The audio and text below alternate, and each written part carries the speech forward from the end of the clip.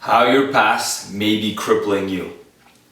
Alright guys, so for today's video, I'm going to be going into maybe how your past is crippling you from your present state and how you're not able to get over things or get things done due to your past. So I'm not going to do any writing on the board today. I'm kind of just going to spit out a whole bunch of things that I've learned from reading and my own experiences, so I can share back with you guys how maybe your past may be crippling you, what you can do, and to kind of dive deep into things and to be able to fix them.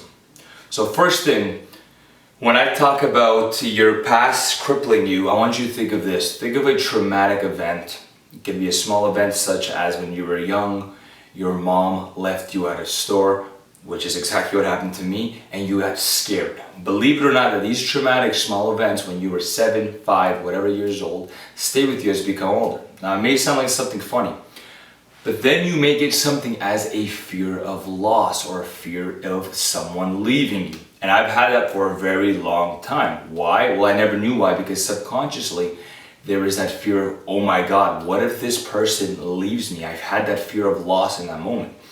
Believe it or not, that majority of fears and traumatic events happen in our youth. And as we grow older, we don't realize how much it affects us on our present day, because what's happening is our brain has a defense mechanism that as if that past is happening now.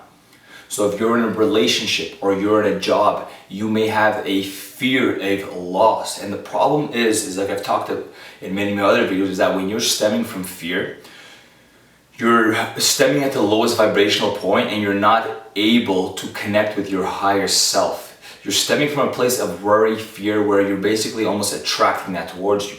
I had this for a very long time until I came to realize that my past is not my present.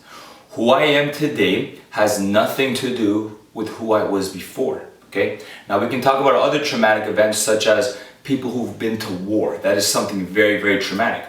People who've been to work and they've been maybe called names, or their boss treated them a specific way. Maybe your parents are calling you names every day and treating you a specific way, okay? And you've been traumatized by that.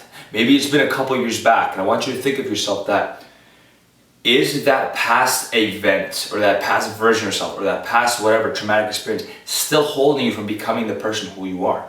You need to think about this, because if it's been 5, 10, 20 years, how does it feel to know that you are still that 20-year-old, that 15-year-old, that 10-year-old version of you is still scared of something?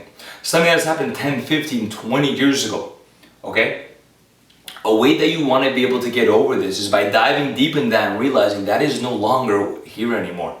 That fear is something we create in our head. It's a defense mechanism, okay?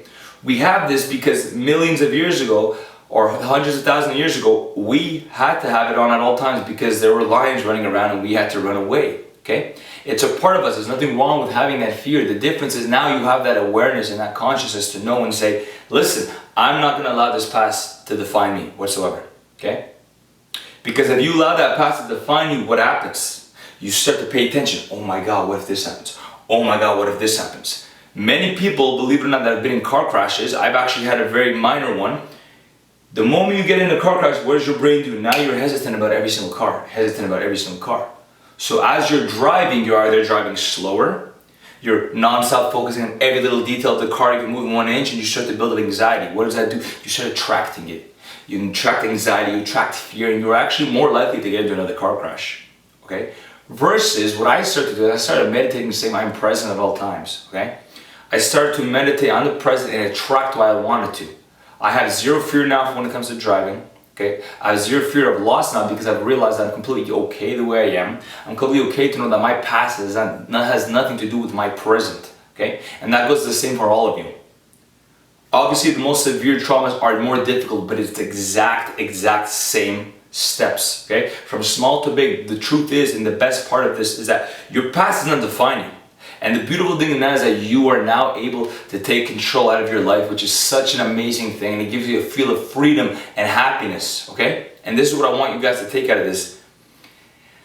With any event, be clear with yourself. Start to ask yourself, how am I letting this 10-year-old experience define me from away? Okay? Relationship, if something bad happened, realize, is this still happening? First of all, are you going to allow this to happen again?